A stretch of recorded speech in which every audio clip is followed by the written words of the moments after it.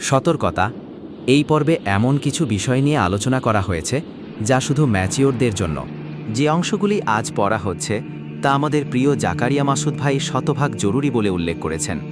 আসসালামু আলাইকুম। বিগত পর্বগুলিতে বইটির কিছু প্রাথমিক বিষয়বস্তু পড়া হয়েছে। আজ থেকে ধারাবাহিকভাবে বইটির সম্পূর্ণ বিষয় পড়া হবে ইনশাআল্লাহ। বিবাহিতদের অনুরোধ করব, একটি আদর্শ দাম্পত্য জীবন ও দাজ্জালি ফিতনা থেকে পরিবারকে বাঁচানোর জন্য আপনারা নিজ হালাল জীবনসঙ্গীর সাথে বইটি শুনুন, এবং সিঙ্গেল মুসলিম যুবক ও নারীদের অনুরোধ করব জীবনের সবচেয়ে মূল্যবান বিষয়ে জানার জন্য বইটি মনোযোগ সহকারে শুনুন এবং অপরব্দিও পৌঁছে দিন। সমস্ত প্রশংসা মহান আল্লাহর জন্যে। দরুদ ও সালাম বর্ষিত হোক নবী মোহাম্মদ সাল্লাল্লাহু আলাইহি ওয়াসাল্লাম, তার পরিবার পরিজন ও সাহাবীদের প্রতি। বইটা আরও আগেই লেখার কথা ছিল, কিন্তু পারিবারিক জীবনের বাস্তব অভিজ্ঞতার জন্যে অপেক্ষা করছিলাম কয়েক বছর। এইটুকুর দরকার ছিল। আমি যে ফিল্ডে যাইনি কোনোদিন, সেখানকার আসল পরিস্থিতি জানব কি করে? এখন আলহামদুলিল্লাহ ফিল্ডে আছি, বাস্তবতা পর্যবেক্ষণ করছি, খানিক অভিজ্ঞতাও জমা হয়েছে ঝুলিতে। এই বইতে সেটুকুই শেয়ার করার চেষ্টা করেছি। এই যা, কোনো সংশোধনী বা পরামর্শ দিতে চাইলে ইতস্তত বোধ করবেন না। আপনাদের সুপরামর্শের জন্যে বান্দা হাজির রয়েছে সব সময়। আপনাদের ভাই জাকারিয়া মাসুদ। সারাই সম্পাদকের চোখে বিবাহের প্রতি মানুষের আগ্রহ সহজাত, তবে আজ বিবাহকে কেবল প্রেম প্রীতি ভাবা হয়। বিবাহের মাধ্যমে যে সংসার জীবনে যাত্রা শুরু হয় তা হয়তো আমরা ভুলে গিয়েছি, কিংবা আমাদেরকে ভুলিয়ে দেওয়া হয়েছে। তাই তো সংসারের জন্য প্রস্তুত নয় এমন একটা মানুষও বিবাহের জন্য তাড়াহুড়ো করাকে সুন্নাহ মনে করে। আবার বিবাহের প্রস্তুতির নামে ক্যারিয়ারের পেছনে ছুটে কতক ব্যক্তি সংসার জীবন থেকে বহু দূরে চলে গিয়েছে। এর ফলাফল কতটা বেদনাদায়ক ও করুণ সেটা আমাদের সামনে তুলে ধরার দরকার ছিল। প্রিয় জাকারিয়া মাসুদ ভাই বিয়ের এপিটোপিট বইটিতে বিবাহ সম্পর্কে আমাদের মাঝে প্রচলিত প্রান্তিক আলোচনাগুলো তুলে এনেছেন, এবং বিবাহ নিয়ে আমাদের মনে যেসব ভুল ধারণা জন্ম নিয়েছে সেসব অপসারণ করে ইসলামের আসল চিত্রকে ফুটিয়ে তোলার চেষ্টা করেছেন। আমি পুরো বইটি পড়েছি আলহামদুলিল্লাহ। আশা করি বইটি আমাদের জন্য অনেক উপকারী হবে এবং বহু প্রশ্নের উত্তর তাতে মিলবে। আল্লাহ তাআলা বইটির সাথে যুক্ত সকলকে কবুল করুন এবং আমাদের ভুল ত্রুটি মাফ করে দিন, আমিন। মুফতি আব্দুর রহমান, আলিম, লেখক ও দায়ী। সুখী দেশের দুঃখী চিত্র। ভার্সিটির একজন স্যার আমাদের জাপান সফরের কাহিনী শুনিয়েছিলেন। পিএইচডি করার সুবাদে তিনি সেখানে ছিলেন বেশ কয়েক বছর। জাপানিদের চালচলন, রুচি, অভ্যাস, কৃষ্টি কালচার পর্যবেক্ষণ করার সুযোগ পেয়েছেন নিবিড়ভাবে। স্যারের কাছে জাপান কাহিনী শুনে প্রথম দিকে খুব ভালো লাগা কাজ করছিল। জাপানিরা ভদ্র, কর্মঠ, সৎ ইত্যাদি নানান গুণ তিনি বর্ণনা করে যাচ্ছিলেন, কিন্তু শেষটা এসে তিনি জানালেন ওদের মধ্যে হতাশা, হাহাকার খুব বেশি। তবে এটা টাকা পয়সার জন্যে না, জীবন সঙ্গীর জন্যে, পরিবার পরিজন, ভালোবাসার জন্যে। বেশিরভাগ জাপানির স্থায়ী কোনো পরিবার নেই, হয়তো এনজয় করার জন্যে গার্লফ্রেন্ড বা বয়ফ্রেন্ড জোগাড় করে নিয়েছিল। কিন্তু যৌবনের বাঁকে বাঁকে তারও পরিবর্তন ঘটেছে বহুবার। অনেকেই হয়তো জানেও না কতজন পুরুষের সাথে সে রাত কাটিয়েছে।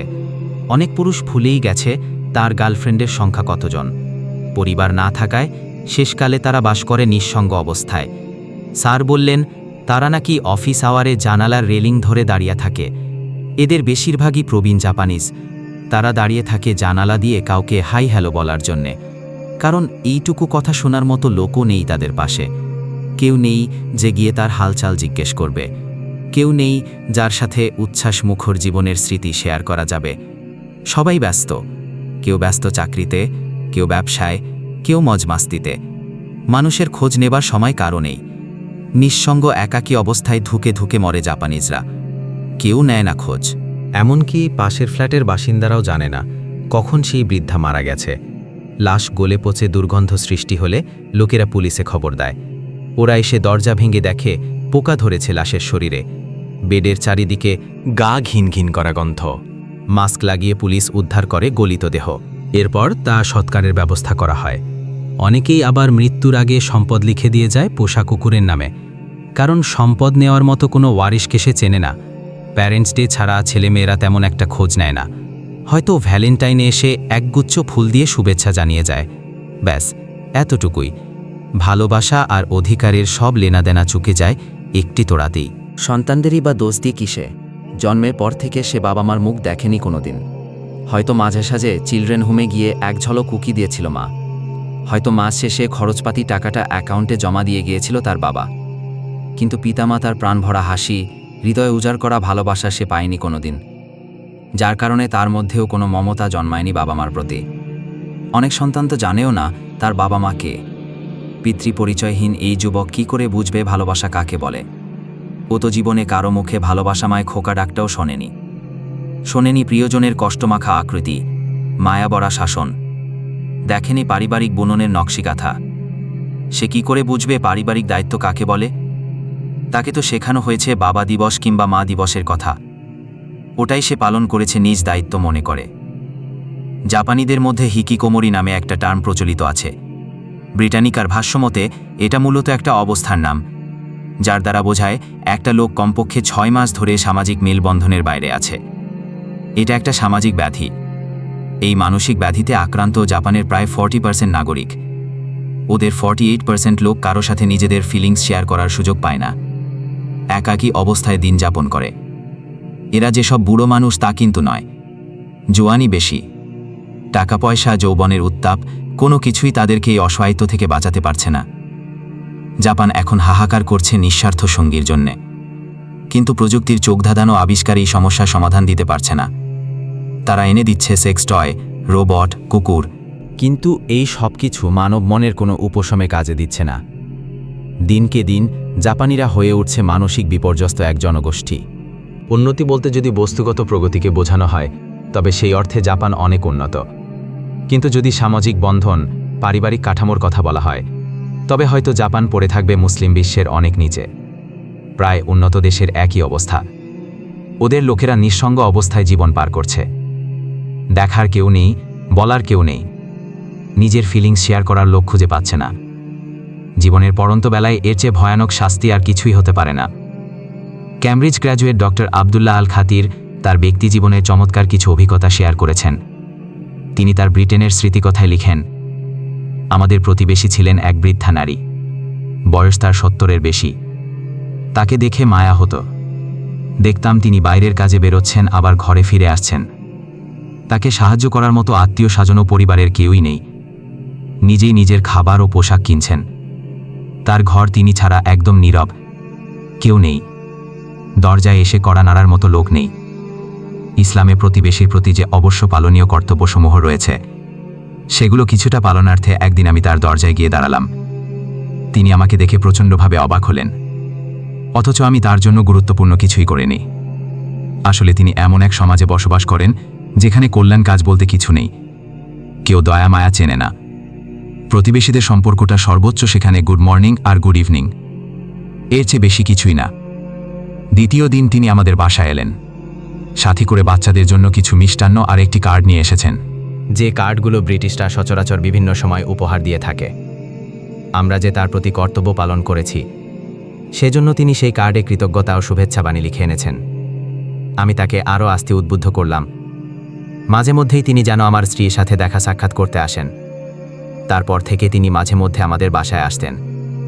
আসা যাওয়ার মধ্য দিয়ে তিনি জানতে পারেন আমাদের মুসলিম দেশগুলোতে গৃহ ও পরিবারের দায়িত্ব পুরুষের। পুরুষই পরিবারের জন্য কাজ করে এবং পারিবারিক কেনাকাটা সহ বাইরের সমস্ত দায়িত্ব পালন করে। তিনি জানতে পারলেন মুসলিমরা নারীদেরকে মা, মেয়ে, স্ত্রী হিসাবে কী পরিমাণ সম্মানের চোখে দেখে। বিশেষত নারী যখন বার্ধক্যে পৌঁছে যায়, তখন তার সন্তান সন্ততি তাদের দেখাশোনার জন্য নিজেদের মাঝে কী ধরনের প্রতিযোগিতা করে। আর যে ব্যক্তি তার পিতামাতার সেবা ও সাহায্যকে উপেক্ষা করে, মানুষের কাছে সে কতটা নিন্দিত হয়। সেই বয়োবৃদ্ধ নারী আমাদের পারিবারিক বন্ধন মনোযোগের সাথে লক্ষ্য করতেন। বাবা সন্তানদের সাথে কেমন আচরণ করছে।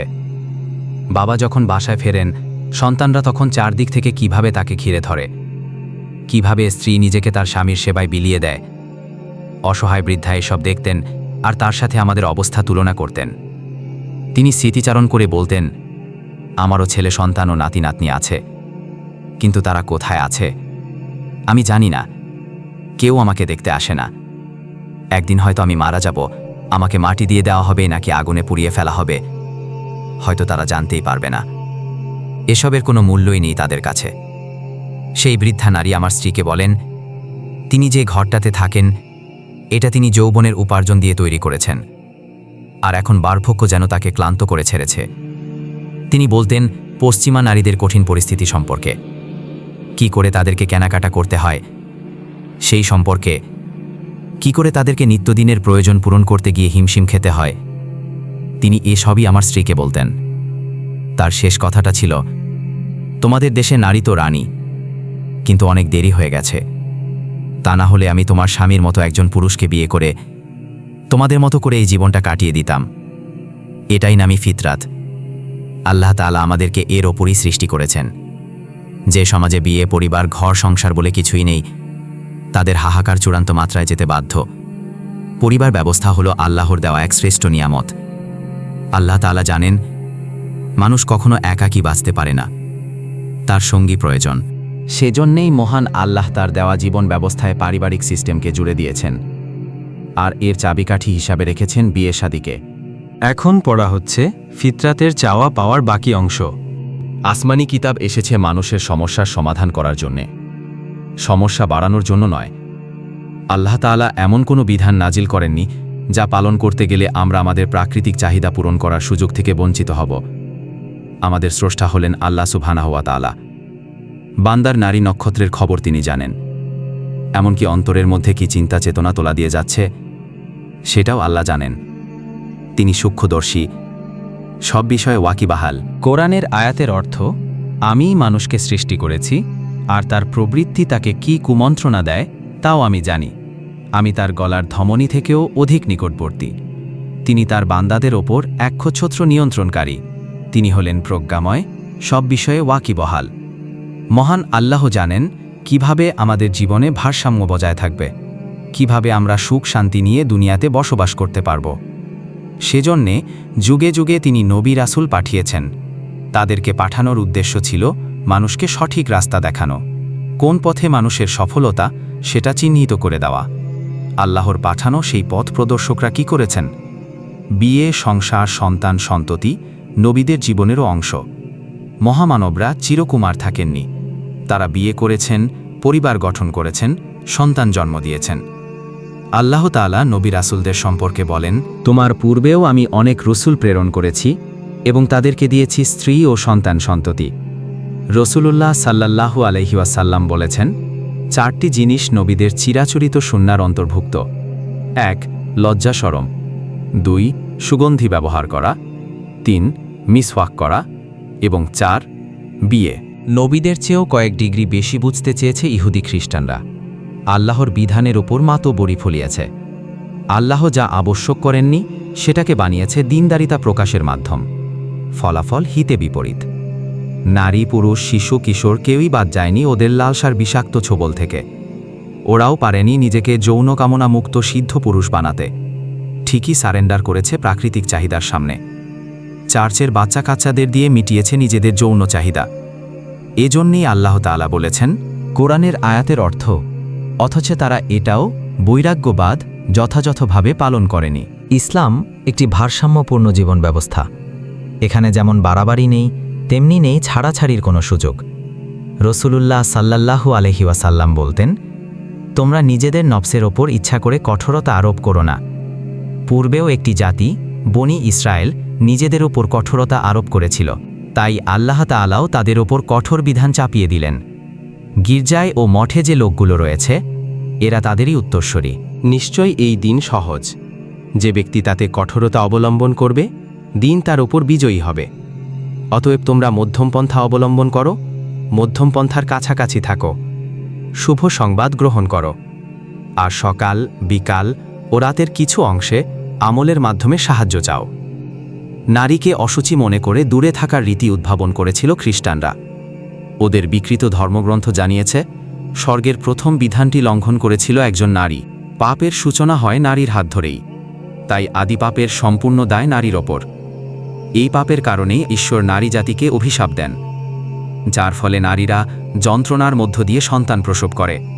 ওই পাপের জন্যেই ঈশ্বর নারীদের কামনা বাসনা সব পুরুষের অধীন করে দেন।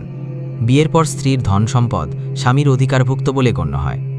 এ বিধানের কারণে স্ত্রী সম্পত্তির অধিকার হারায়, সেবাদাসী হিসেবে বিবেচিত হয় সমাজে।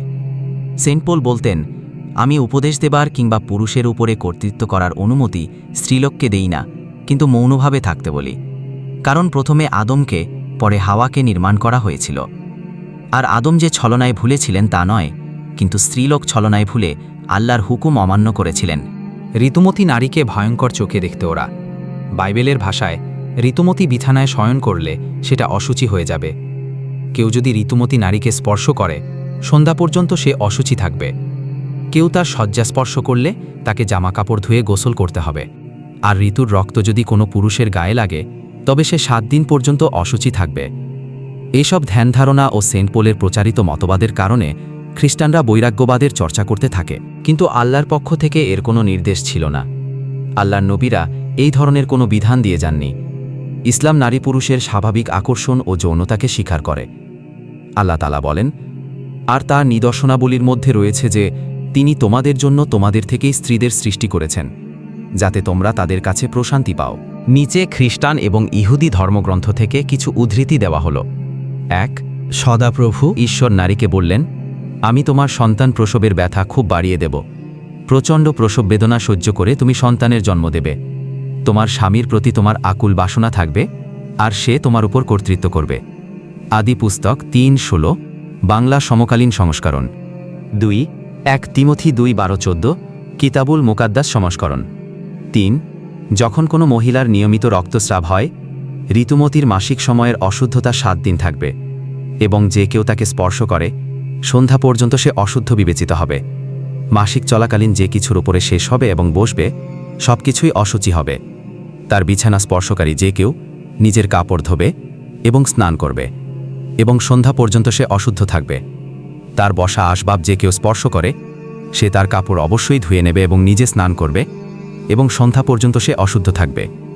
বিছানা অথবা তার বসা যে কোনো আসবাবপত্র যদি কেউ স্পর্শ করে সে সন্ধ্যা পর্যন্ত অশুদ্ধ থাকবে। লেবীয় পুস্তক 15:19-23। আবার তোমরা যেসব কথা লিখেছ তার বিষয়ে বলছি, স্ত্রীলোককে স্পর্শ না করা পুরুষের ভালো। 1 করিন্থীয় 7:1। এটা কিতাবুল মুকাদ্দাস সংস্করণ থেকে। কুরআনের আয়াতের অর্থ, আর তিনি তোমাদের মধ্যে ভালোবাসা ও দয়া সৃষ্টি করেছেন। চিন্তাশীল সম্প্রদায়ের জন্য এতে অবশ্যই বহু নিদর্শন রয়েছে। এই আয়াতে আল্লাহ তাআলা দাম্পত্য সম্পর্কের হাকিকত বর্ণনা করেছেন। আলিমগণ বলেন, আয়াতটি যৌন আবেগের এক ভিন্নতর দাবির দিকে ইঙ্গিত করে, আর তা হচ্ছে যৌন সম্পর্ক স্থাপনে রয়েছে শান্তি, স্বস্তি, পরিতৃপ্তি। তবে এটা নিছক দেহকেন্দ্রিক তৃপ্তি নয়, এটার পরিধি অত্যন্ত ব্যাপক। এক্ষেত্রে পুরুষ যেমন বিশেষভাবে নারীর মুখাপেক্ষী, ঠিক তেমনি মুখাপেক্ষী নারী। যে নারী পুরুষের এই চিরন্তন সম্পর্ককে ইসলাম স্বীকার করে নিয়েছে, আল্লাহ তাআলা বলেছেন তারা একে অন্যের প্রশান্তির জায়গা। নারী যেমন পুরুষের বাহুডোরে আশ্রয় খুঁজে পায়, ঠিক তেমনি পুরুষও নারীর ভালোবাসায় খুঁজে পায় ঐশ্বরিক প্রেরণা। নারী পুরুষের ভালোবাসার বন্ধনেই রচিত হয় এক শক্তিশালী পরিবার। পৃথিবীর মহান মানুষ নবী রাসূলগণও এই চিরন্তন সত্যির পথ ধরেই জীবন পরিচালনা করেছেন। নারী পুরুষ পরস্পর শান্তি লাভের জন্যে কাছে আসবে, তাদেরকে আসতেই হবে। কেউ যদি অতি পণ্ডিতি দেখিয়ে হালালভাবে না আসে তবে নির্ঘাত বিপর্যয় সৃষ্টি হবে। তাকে তখন ফিতরতের চাহিদা পূর্ণ করতে হবে অবৈধ পন্থায়। হস্তমৈথুন, সমকামিতা, বেভিচার, হারাম রিলেশনে খুঁজতে হবে যৌন সুখ। এই চিরন্তন সত্যিটা আল্লাহ তাআলা জানেন, আর সেজন্যেই তিনি বলছেন নারী পুরুষ পরস্পর কাছাকাছি আসলে পরস্পর তৃপ্তি লাভ করে। বিশেষ করে পুরুষদের কথা বলা হয়েছে। বিপরীত লিঙ্গের প্রতি একান্ত হওয়ার মাধ্যমে পুরুষ প্রশান্তি খুঁজে পায়। তার হৃদয় রাজ্যে হিমেল হাওয়া বয় নারীর সংস্পর্শেই, আর এটা যেন সে হালালভাবে পূর্ণ করতে পারে, সেজন্যেই আল্লাহ তাআলা বিয়ের বিধান দিয়েছেন। তিনি বলেন, আর তোমরা তোমাদের মধ্যকার অবিবাহিত নারী পুরুষ ও সৎকর্মশীল দাসদাসীদের বিবাহ সম্পাদন করো। বিয়েটা ফিতরাতগত যৌন চাহিদা পূর্ণ করার একটি হালাল মাধ্যম। ইসলাম এটাকে উৎসাহিত করে। বিয়ে করা ও উপযুক্ত নারীদের বিয়ে দেওয়া দুটোই আল্লাহ তাআলার নির্দেশ। অতিপণ্ডিতি দেখিয়ে কেউ যদি অবিবাহিত থাকাকেই বুজুর্গি মনে করে তবে নির্ঘাত সে জাহিল। তার এই চিন্তার আশু সংশোধন দরকার। একবার 3 জন লোক এলো নবীজির কাছে, কিন্তু এসে নবীজির দেখা পেল না। তখন তারা নেনের ইবাদত সম্পর্কে জানতে চাইল। তাদেরকে জিজ্ঞাসার জবাব দেওয়া হলো। তখন তারা মনে মনে ভাবল, তিনি তো মহান রাসূল, তার পূর্বের ও পরের সকল গুনাহ ক্ষমা করে দেওয়া হয়েছে, তিনি তো নিশ্চিত জান্নাতের অধিকারী, আর আমরা হলাম গুনাহগার নগণ্য উম্মত। আমরা যদি তার সমপর্যায়ের ইবাদত করি তবে কি আর নাজাত পাব? আমাদেরকে এর চেয়েও বেশি ইবাদত করতে হবে। সেজন্যে তাদের একজন বলে উঠল, আমি রাতভর নামাজ পড়ব, একটুও ঘুমাবো না। ওর দেখা দেখি দ্বিতীয়জন বলল, আমি সারা জীবন রোজা রাখব, কখনো রোজা ছাড়ব না। তৃতীয়জন বলল, আমি নারীদের থেকে দূরে থাকব, জীবনে কখনো বিয়েই করব না। এমন সময় রাসূল সেখানে উপস্থিত হলেন। তাকে ওই লোকদের সম্পর্কে জানানো হলো। তিনি ওদেরকে ডেকে বললেন, তোমরা নাকি এই কথা বলেছ? শোনো, আল্লাহর কসম করে বলছি, আমি তোমাদের চেয়ে বেশি তাকওয়াবান। আল্লাহর ভয় আমি তোমাদের চেয়ে বেশি লালন করি, কিন্তু আমি নফল রোজা রাখি এবং মাঝে মাঝে ছেড়েও দিই।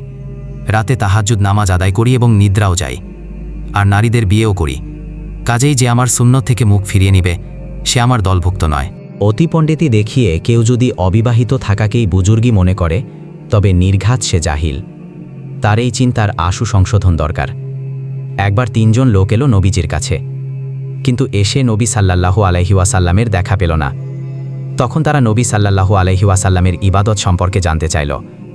তাদেরকে জিজ্ঞাসার জবাব দেওয়া হলো। তখন তারা মনে মনে ভাবল, তিনি তো মহান রাসূল সাল্লাল্লাহু আলাইহি ওয়াসাল্লাম, তার পূর্বের ও পরের সকল গুনাহ ক্ষমা করে দেওয়া হয়েছে, তিনি তো নিশ্চিত জান্নাতের অধিকারী। আর আমরা হলাম গুনাহগার নগণ্য উম্মত।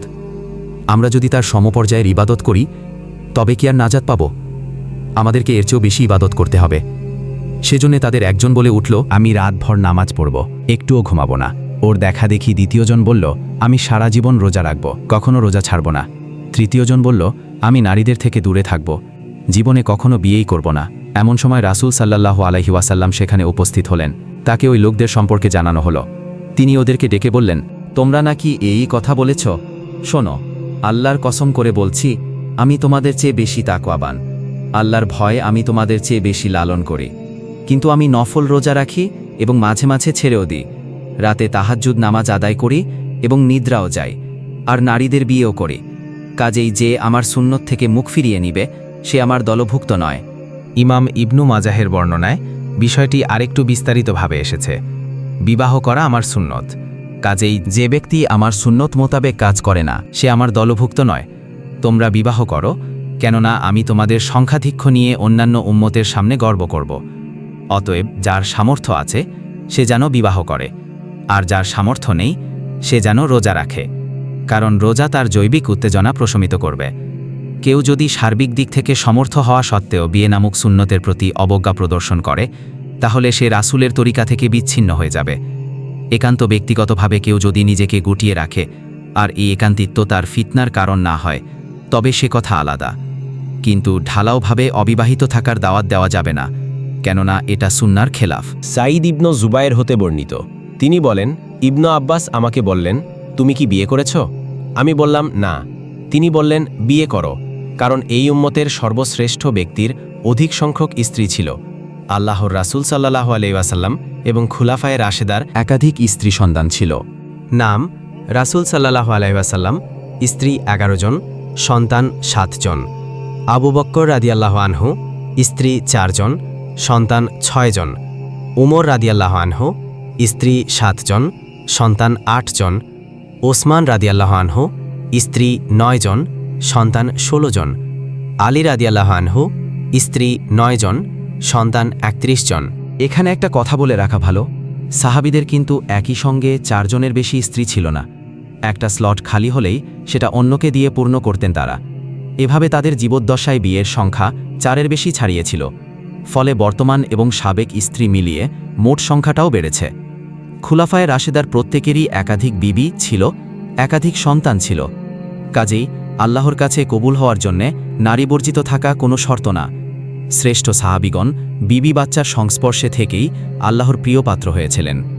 জান্নাতের সার্টিফিকেট পাওয়ার জন্যে তাদেরকে সংসারত্যাগী হতে হয়নি, বৈরাগ্যবাদ গ্রহণ করতে হয়নি, কারণ তাদের সামনে ছিল নবীজির সেই অমীয় বাণী। মানুষ যখন বিয়ে করে তখন সে তার দিনের অর্ধেক পূর্ণ করে, বাকি অর্ধেক হাসিল করার জন্যে সে যেন তাকওয়া অর্জন করে। উসমান ইবনু মাজুন একবার বিবাহ না করার সিদ্ধান্ত নিয়েছিলেন। তিনি রাসূল সাল্লাল্লাহু আলাইহি ওয়াসাল্লামকে গিয়ে বলেন, হে আল্লাহর রাসূল সাল্লাল্লাহু আলাইহি ওয়াসাল্লাম, আমাকে খোঁজা হয়ে যাবার অনুমতি দিন।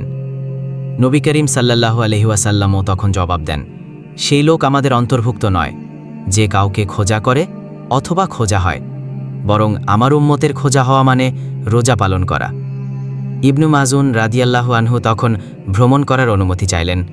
প্রিয় নবী সাল্লাল্লাহু আলাইহি ওয়াসাল্লামও উত্তরে বললেন, আমার উম্মতের ভ্রমণ হলো আল্লাহর রাস্তায় জিহাদে যাওয়া।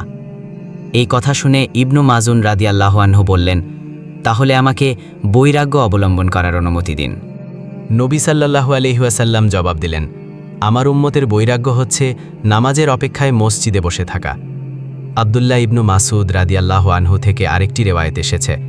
তিনি বলেন, আমরা রাসূল সাল্লাল্লাহু আলাইহি ওয়াসাল্লামের সঙ্গে জিহাদে অংশ নিতাম, কিন্তু আমাদের কোনো কিছু ছিল না। তখন আমরা রাসূলুল্লাহ সাল্লাল্লাহু আলাইহি ওয়াসাল্লামের কাছে বললাম, আমরা কি খাসি হয়ে যাব?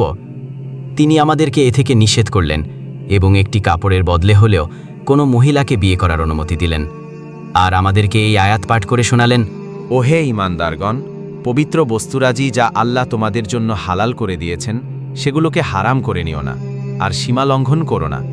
নিশ্চয়ই আল্লাহ সীমা লঙ্ঘনকারীদের ভালোবাসেন না। বৌদ্ধরা নির্বাণ লাভ করতে চায়, খ্রিস্টানরা চায় বেহেশতি রাজ্য, হিন্দুরা চায় সিদ্ধ পুরুষ হতে। এর জন্য তারা বেছে নেয় বৈরাগ্যবাদ, সংসার বিরাগ। বাউলরাও সিদ্ধি লাভের জন্য বেছে নেয় একই পন্থা। এগুলো নাকি আধ্যাত্মিকতার চূড়ান্ত পর্যায়। এইখানে ইসলামের সাথে বাতিল মতবাদের পার্থক্য খুবই স্পষ্ট।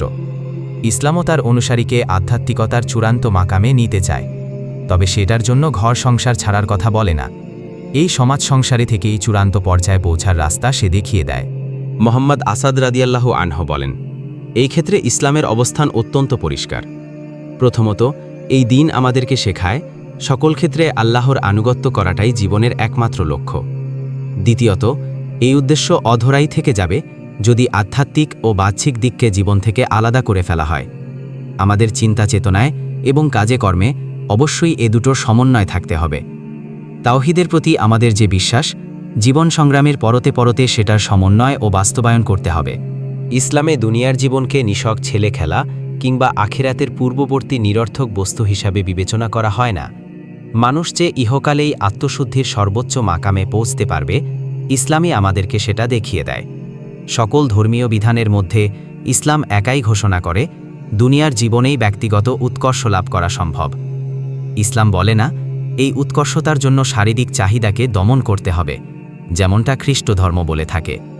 এই কথাও বলে না যে ধারাবাহিক পুনর্জন্মের মধ্য দিয়ে সর্বোচ্চ মাকামে পৌঁছানো যায়, যেমন কথা রয়েছে হিন্দু ধর্মে, এবং এটা বৌদ্ধ ধর্মের সঙ্গে সুর মিলিয়ে বলে না ব্যক্তিসত্তার সাথে দুনিয়ার আবেগপ্রবণ সম্পর্ক বিনাশের মাধ্যমেই পূর্ণতা ও নির্বাণ লাভ করা সম্ভব। না, ইসলাম খুব জোরালোভাবে বলে দেয় জন্মগত প্রতিভা এবং দুনিয়াবী সকল সম্ভাবনা কাজে লাগিয়ে ইহকালেই মানুষ ব্যক্তিগত পূর্ণতায় পৌঁছতে পারে। দুজন ব্যক্তির কথা চিন্তা করুন। একজন ঘর সংসারের ঝামেলা থেকে দূরে গিয়ে উচ্চমাকামে পৌঁছানোর চেষ্টা করল, আরেকজন ঘর সংসার পরিবার পরিজন সামলে জীবন জীবিকার জন্য খাটাখাটুনি করে ধূলি ধূসরিত হয়ে আল্লাহর রাস্তায় যুদ্ধ জিহাদ করে কামালিয়াত অর্জন করল। এদের মধ্যে কার জীবন সবচেয়ে বেশি চ্যালেঞ্জের? অবশ্যই দ্বিতীয় জনের। দ্বিতীয় ব্যক্তির জীবনের মধ্যে আছে ব্যাপক কর্মচাঞ্চল্য, আছে বীরত্ব ও কৃতিত্বের বাহারি ক্ষেত্র। আর সে কারণেই ইসলাম তার অনুসারীদের চ্যালেঞ্জ নিতে শেখায়।